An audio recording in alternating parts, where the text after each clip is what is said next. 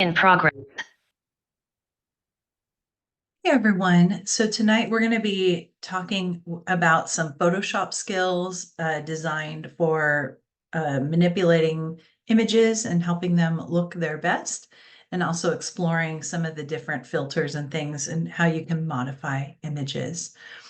So I currently have my Photoshop open on the shared screen. You're going to want to have to go ahead and open that up. If you're on a campus computer at Southwestern College for my students, you're going to have to log in into uh, your email and everything. It's going to have you kind of sign up through Photoshop. Then it's going to direct you to your campus email and password. And that should allow you into the system on a computer at campus that is loaded with the Adobe Creative Suite. Those occur both in the architectural labs and then also over on one of the floors in the library. I think the Learning Center might also have them too. So I'm already in Photoshop. I am logged in. So the first thing I'm going to do is I'm going to create a new canvas. So I'm just going to pull this file down and select new. And then it's going to have some defaults that I can set to, or I can customize my own right here.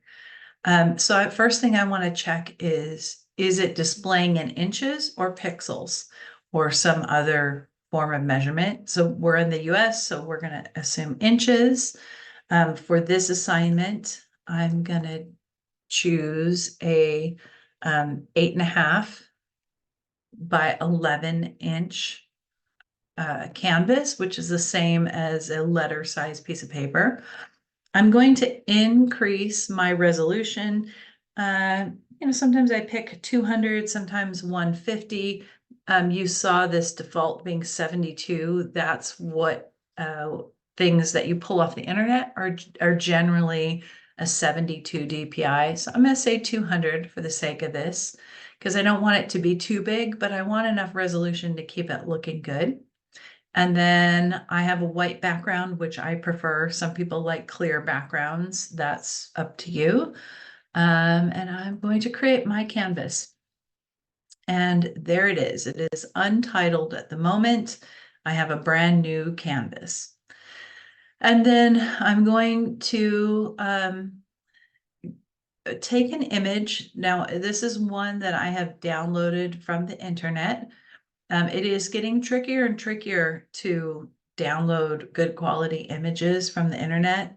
If you're in Google Images, you can always use a selection that allows you for Creative Commons. It's buried under the tools in the image search, and that should allow you access to that image to download it. Sometimes it's requiring, citing if you're going to use it in a presentation, but at least you can find some good quality images there.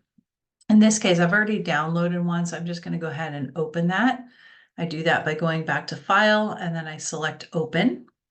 And then it's going to ask me where I want to look for that item. And in this case, I put it on my desktop, and I'm going to put it here. Open. So take a minute to open. And so you can see this nice bright sunflower. You notice how the newer versions of Photoshop, they stack tabs, so kind of like Windows does. And so I have both my original canvas and my new image. So if I want to separate those, which is what I want to do, I can just pull the tabs apart, and then I can kind of see them side by side and work between them. So on the left, I have all of my Photoshop tools. And the first thing I want to do is I just want to check the size of this. So I'm on this photo that I've downloaded, and I can go into image size. And I can see that, I've got a 300 DPI, which is nice and big. It's going to be, it's a very high quality image. And I can see it's 6x4, so is what it is at 300 DPI. So that's a pretty nice size to manipulate. So I'm going to go ahead and just work with that and say, okay, I don't need cancel that, work with that. maybe, there we go. So here's my image again. Photoshop is being very slow today. This can happen. Photoshop has a lot of RAM memory. So the first thing I want to do is I want to drag this image onto my canvas. The way that I do that is I go to the very top tool, which it has the 4 directional arrows. This is my move tool. And if you are not familiar with Photoshop, it'll have these little tutorials. So when you hover over it, a little video plays and it'll show you how to use that tool, at least in the newer versions. In my case, I'm just going to click on the image, right? I'm going to click on the image. Well, you can see as I hover over the image, there's the directional tool because I have it selected in my toolbar. I'm going to click on the image and hold it and just drag it over. And you can see as I hover over my canvas, there's a little plus sign that appears. And as soon as I release it, there's my image. It has been now moved onto my canvas. Pretty big because it was a 300 DPI. So I'm going to reduce this. If I want to make it smaller, Control T or transform. If I go down here, there's free transform or Control T is a shortcut. That's going to help me take it and make it a little bit smaller so that it fits my canvas better. Now, in the current versions of Photoshop, it stays constrained when I transform it. In the older versions of Photoshop, you would have to hold Shift to constrain it.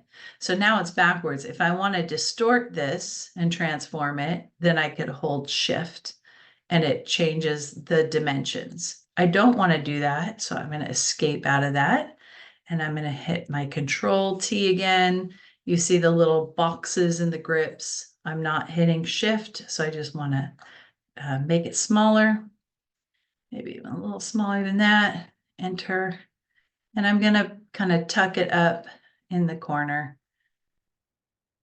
Let's see here. Make it a little smaller because I want to fit 4 of them on this. So 1, 2, 3, might be like that. Okay. So I've got one image. This is going to be my reference image. I could look at it and just see if I need to clean this up. You'll notice when you pull things into Photoshop, your layer palette opens up and it's showing me I have my canvas background and then one image, which I've pulled over. When you're working in Photoshop, layers are really critical to keep track of. And if you're having problems with the commands, it is usually because you're on the wrong layer. If your layer palette is not showing, you can go up to your toolbar and look for window and check, make sure that this layers window tool is checked. So it is, I'm going to leave it alone. And then I'm just going to check this image for kicks. So for image, I can go into I looked at the size already when it was by itself, but now I'm going to look at my levels. And so these levels look okay. What I'm looking for, sometimes you see a bell curve in this and you can kind of play with these highs and lows and get the picture to sharpen up. This is a pretty high quality picture, so I'm going to leave that alone. But if I had to kind of edit and clean up that picture, I could do it right there. We'll also do an example of that as part of this little exercise too. So I've got my reference picture there. I'm going to go over into my layers to the left, and I'm going to right click on it, and I'm going to say duplicate layer. So I'm just saying layer 1 copy. Fine. So you can see now that image has been duplicated. I have 2 layers and they're stacked one on top of another. So now I can kind of separate them out and I can kind of manipulate these different images. So the first thing is, looking at your base image doesn't need to be adjusted to make it look better.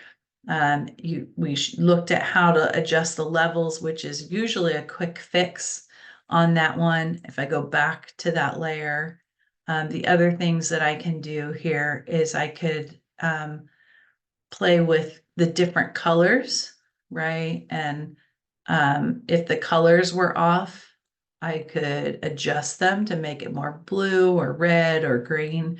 The colors look really good in this, so I don't need to do any of that manipulation. I'm just going to cancel out of that and keep that as my reference image.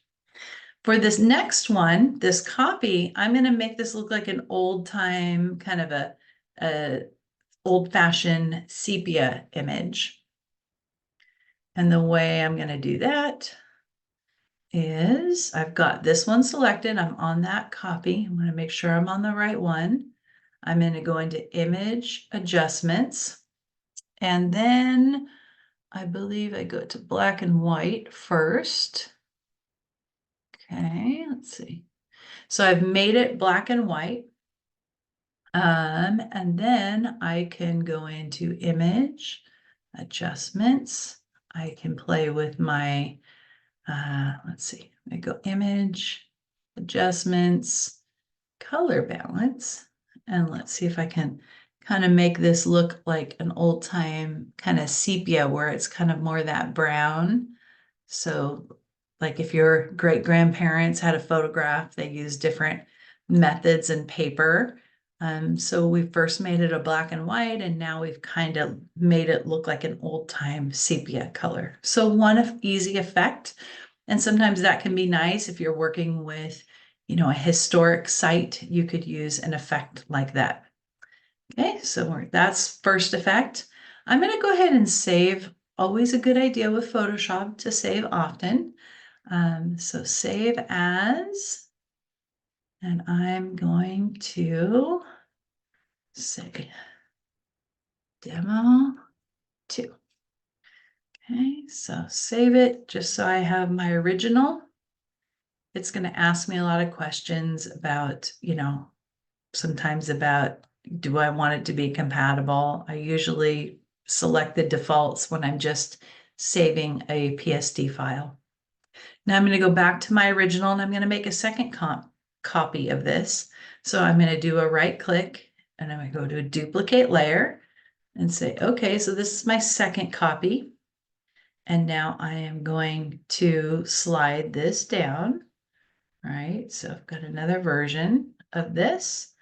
I'm actually going to go ahead and make that final copy because we're going to do a few different effects on this. So duplicate layer again. It's going to be copy 3. I'm not sure if it's this one. Yes, there we go. So we've got 4 different versions of our sunflower. I'm going to go ahead and save it just to make sure. And then if I've forgotten which layer on, I can click this off. So this is the layer that I want to be on for the next effect. And so now there's this whole range of filters that I can use to kind of give it a more artful appearance. So if I go onto the filter tab up here, I can add things like speckles onto it. I can pixelate it. Crystallize is one that's kind of fun. And then I can play with these cell sizes, right? And almost make it look like a stained glass. So I'm going to zoom into that so you can see that. To zoom in, I go down to this tool with the magnifying lens, and the default is to zoom in, right? And if I want to zoom out, I have to select Alt on my keyboard, ALT. And when I do, you can see it becomes a minus sign, and then I click and it will zoom out. So I'm zooming in a little bit, and you can see that's a pixelate effect. So that's one way to give it kind of an artful appearance. Maybe I didn't like that effect. I can open up my history palette. It usually defaults to being open. If not, I can go back to Windows and make sure this history is checked. And I could step back in time. So it won't stay steps all the way back in time, but usually about 10 or 15 steps. So maybe I want to try a different filter on this. Maybe I want to try this filter gallery. Let's see what this does. All right, so there's all these like brush strokes. I can start starting to make it look more like a painting a little bit in this filter gallery with brush strokes or different highlights. Let's see. It's a little blurry. That's kind of interesting. It almost looks painted, so I'm going to select that one. Okay, so we've got a little bit of an artful effect on that. Again, I'm going to save my copy. And then for this final version, right here, I want to make sure I'm on the right layer. Now what I'm going to do is kind of use a filter to melt or distort the image. Let's see. Liquify is a good one. And then it's going to open up a palette in a minute here. And I can adjust my brush size. I can zoom in a little bit, right? It's just going to show you this one. All right, so I've got a pretty big brush size and I can just start to kind of mess with the colors and blend them together to blend right off the picture canvas, right? If I want to do some kind of manipulation. So you can do something like that. And then sometimes it doesn't even look like it started. So we've got a few different effects that we can use with Photoshop to keep it, to manipulate an image and do different things with it. I'm going to go ahead and save this. And then I'm going to open a new canvas. And now we're going to take a kind of a poor quality image from our cell phone and make it look better, which becomes really important sometimes. Sometimes we have to go photograph one of our projects and the lighting's not good, and then we got to come and clean it up a bit. So we're going to give it the movie star treatment. So I'm going to open up a new canvas again. We'll see it defaulted to my past settings, which is good. So I'm just going to create my second canvas. It creates this tab, just like the other one. And then I'm going to open up a kind of poor quality image that I took with my cell phone. So this is from a beautiful little restaurant down in Mexico. It's a really incredible garden. You can see the way the lighting was. It's washed out a lot of the colors. There's a lot of light spilling in from this, paneling overhead, and it just has really muted a lot of the colors. And I want to brighten this up and sharpen this up. So I'm going to take this picture. Oh, first thing I want to do before I move it is you can see when we take pictures with our cell phones, it tends to default to the 72 DPI for like an internet posting, but it also then makes that picture really, really large. So you can see that this picture is 40 plus inches wide and 55 plus inches long, which would, if I pulled it over into that canvas, it would be really difficult to manipulate it and get it size transformed down to the right size. So before I shift this over, I actually want to adjust my image size. And you can see it's now currently a 42 by 56. I don't want that. So I'm going to create the resolution as 200, the same as my backdrop. And then I'm going to reduce the size of it. So maybe it's a 5 by 6.66 thing. So it's going to constrain so that it doesn't distort it. You can see that's what this little clip does. So when I make it 5 inches wide, it's constraining it so that it stays proportional. If I didn't want it to stay proportional, I could unclip these and not constrain it. So I'm going to say, okay. And now I have a much more manageable size to work with to pull over onto my canvas. Same process, I'm on the move tool and I'm going to grab it, click, and drag it over. And so you can see it's about a 5 by 7 on my canvas. I'm going to make it a little bit smaller. So Control T, and I'm going to set it up where I can kind of put these side by side. Had I been thinking ahead, I could have, oh yeah, that's what I want to do. What happened?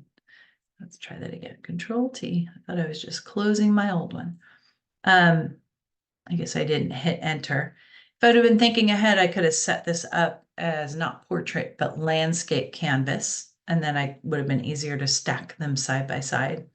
So first is my record of my original drawing. I want you to keep that, cell phone kind of terrible picture. And then I want you to duplicate it. So right click, duplicate layer, create a copy. And then now I've got my side-by-side images, and that's the one I'm going to start to manipulate. I'm going to zoom in a little bit just so I can see this in my window. And then I can start to manipulate this image and make it look better. So the first thing that I always tend to start with is the levels. And so you can see there's kind of this bell graph, right? And you can see that there's a nice curve, but then this comes way off to the side. So simply just by dragging this, it kind of fixes sometimes a lot of problems with a picture. So I always start with that. So I'm going to close out of that. And you can see that it has brightened this up a little bit. So again, that was an image, adjustment, levels. Oh, did it not brighten it? It didn't save it. There we go. Here, I'm going to say, okay. All right. So we can see that kind of brighter image again. And then now I'm going to start playing with some of the colors and the contrast of it. So let's start with contrast. So I can kind of see them side by side. I can kind of, that's not working. I probably need a little less brightness because that light coming in through the top is really kind of throwing the picture off. And now I'm just like playing with the contrast here. I like a little more contrast and a little less bright, right? So I've upped contrast, reduced brightness. All right. And then I'm going to start playing with some of the hue and saturation. Let's see. So I can make this lighter and darker, which it was with the contrast, it was looking pretty good. So I'm going to keep that alone.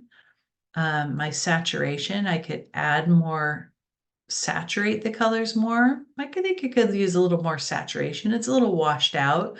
There were these nice red, rusty water feature and the red, rusty bricks. So that's giving a little bit more. And then this hue, it's kind of ranging between blues and reds. So I'm going to put that back to 0 because I want to actually go in and play with the colors a little bit. So I'm going to say, okay, there, got a little more saturation on my color. And then I'm going to go back to these adjustments and I'm going to go to color balance. And I'm going to kind of play around with this. So maybe do I want to bump up the red? I think I do want to bump up the red a little bit. And the green too? Nope, not the green. And I'm going to keep the green about, probably about where it was. And then the yellow, do I want any yellow? Oh, the yellow kind of warmed it up nicely or cooled it. I like it a little warmer, so I'm going to stay in there. All right, so now you can see that this is looking pretty good. Where's my control? Here we go. So you can see the difference, just kind of playing with some of those elements. This is a great way to kind of just make those pictures that weren't taken under great conditions to help them look a little bit better. And this, again, this happens a lot with our cell phones where the lighting is off and the colors are off, and it doesn't match what our brain remembers seeing in real life. So hopefully these will, give you some tools to help kind of bring in images and edit them as needed, put some effects on them. I'm going to save this as demo 2D. Okay, save my original.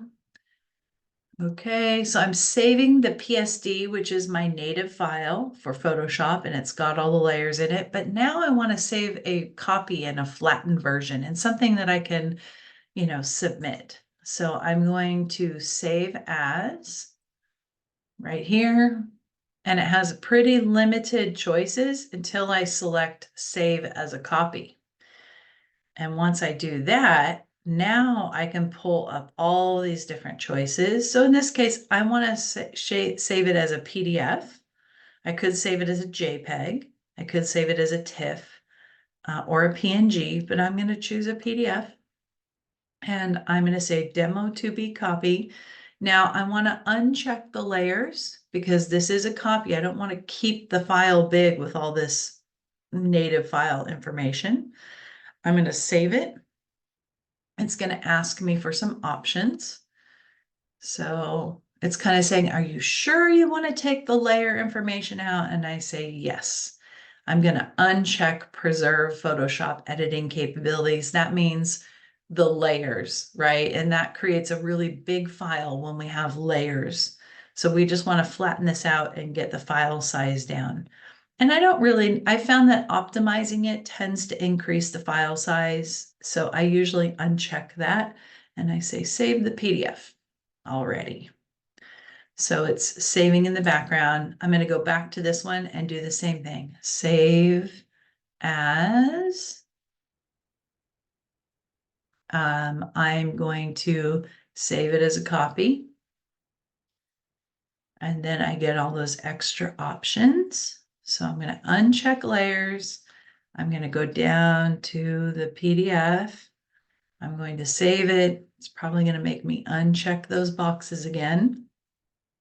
Nope, it defaulted to what I did last time. Save it as a PDF. Okay. All right, so it should be saved. Everything should be saved. And now I can close out of this and share Adobe Acrobat with those PDFs open, and I can show you how to merge a couple of drawings. There we go. Okay. And then we want to do this one. I'm just opening them in the background. Okay. All right. Okay, so I'm going to stop my share and then I'm going to create a new share in Adobe Acrobat. These are the copies. And I've got my two sheets here, right? So this is a different program. It is part of the Adobe suite. Again, another program that's really important in our industry to understand well. So this is that first page, and then this is the second page. If I want to see the pages, you know, on their own, I can click these panels to the left and see each page. So here's my first page. I'm going to add the second page to it. So in this one, I am on this view where I can, you know, open this little tab to the side, right? Expand that.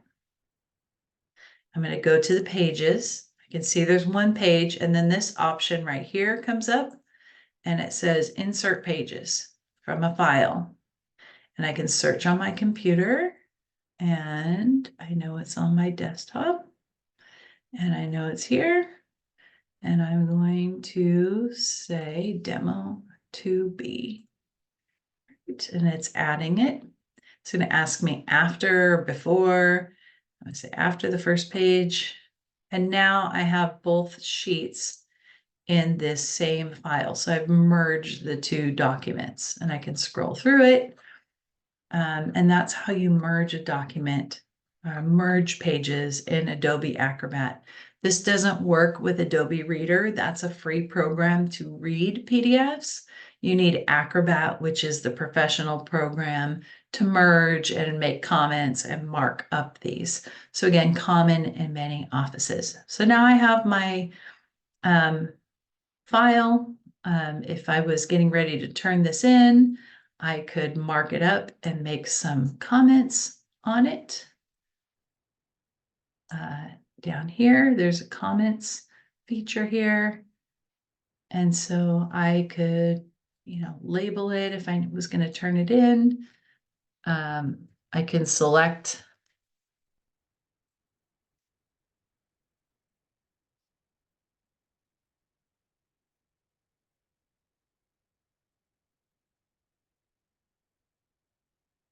right, I could save it. There's my label, so my teacher knows whose it is. Save it, and then closed out. And that's what I can use to upload to Canvas. So hopefully that helps you with some of this image manipulation. We'll have some more Photoshop skills in the future. Thank you, everyone.